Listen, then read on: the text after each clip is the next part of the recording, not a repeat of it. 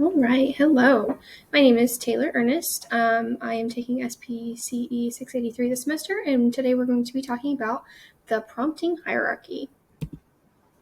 The objectives of this training is for you to learn what is prompting, why it's important, the 6 different types of prompting, and the 7th being independence, and some examples. Okay, so let's start off with what is prompting. Prompting is the assistance given to participants by practitioners to guide them towards performing a desired response. That is from Cooper. The goal in prompting is to ultimately fade all of your prompts out until the client can get an independence on whatever skill they may be working on. Whenever you are choosing an initial prompting level, you need to base that off of your learner's characteristics and also their skill set and also the skill characteristics. So what I say when I mean that is by the learner's characteristics, you have to consider the individual's likes and dislikes, their prerequisite abilities, if this is the first time they've seen the skill, if not, things like that should always be considered before choosing a prompting level. Also, the skill characteristics. How does the skill work? What makes the most sense? Am I going to prompt through the whole thing? Just parts of it.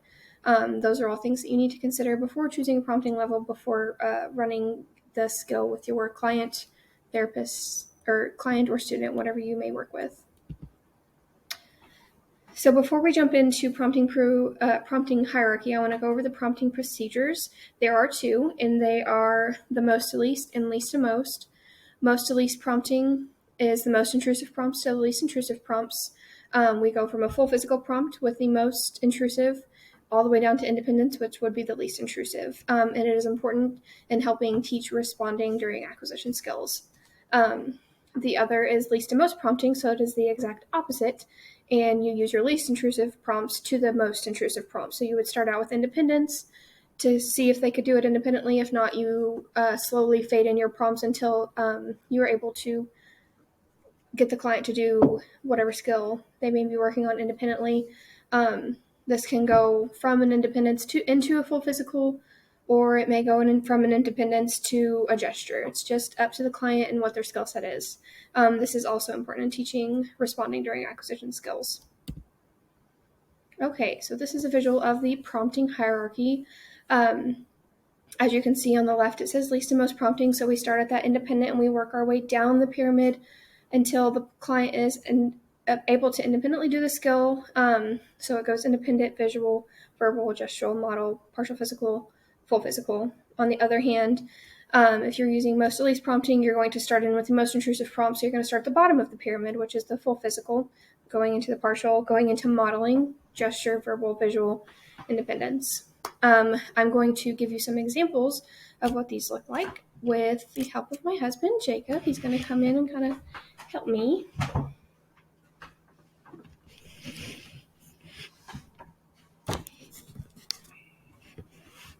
Ready? Yep. Okay, so our prompting levels. We're going to use most to least prompting with Jacob. He's learning how to write his name.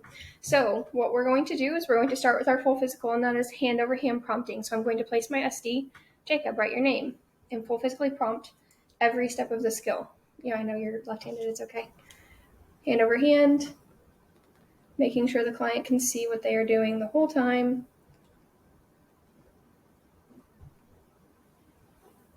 Good job. So the next time that I run the skill, if I wanted him to try it a little bit less intrusive, I'm going to fade into a partial physical. So each clinic does this differently. I know in my personal clinic, we say partial physical is guiding from the wrist to the elbow. So if your hand is over their hand, then it's considered full. If it's from wrist to elbow, then it's considered partial. So again, you're going to place your SD. Jacob, write your name. And give them minimal prompting.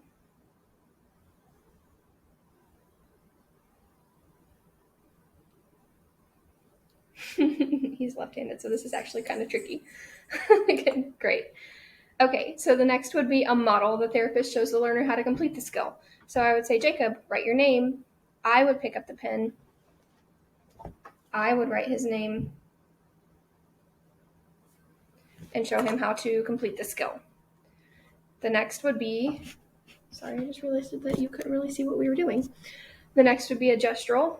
So again, I would during gestural prompts, we point to the objects in the environment with no verbal or physical assistance. So I place the SD and I just use my finger to point at what I am expecting him to do. Jacob, write your name.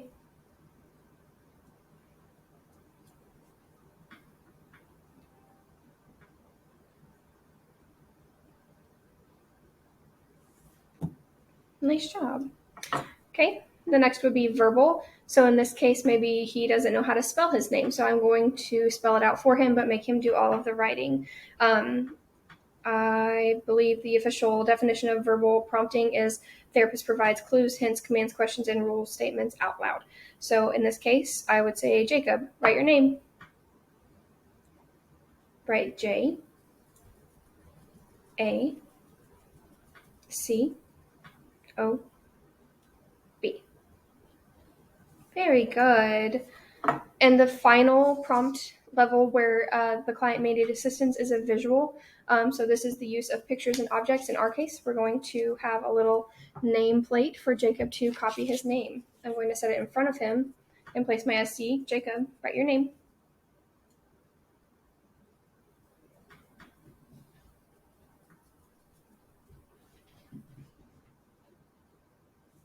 And he completed the skill with only the visual assistance. Another example of a visual prompt might be a written out task analysis such as this. Maybe this is laminated and put on the bathroom mirror so the kiddo can check off once they've completed a step. So wet your toothbrush, check. Put toothpaste on toothbrush, check. And following the list until they complete the skill.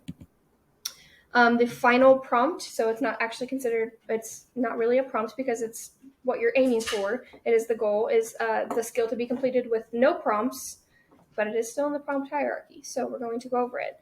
Independence, the kid, he is going to write his name all by himself with me just giving him the SD. Jacob, write your name.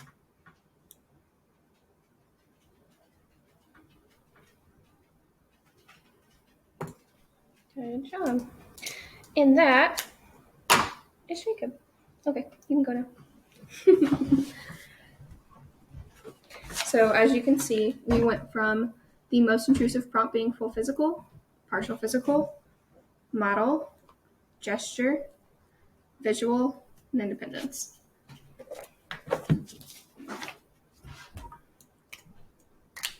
Okay, moving right along.